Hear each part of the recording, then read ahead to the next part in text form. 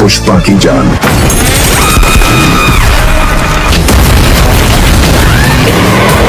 इस बार उसका परिवार उसकी ताकत नहीं।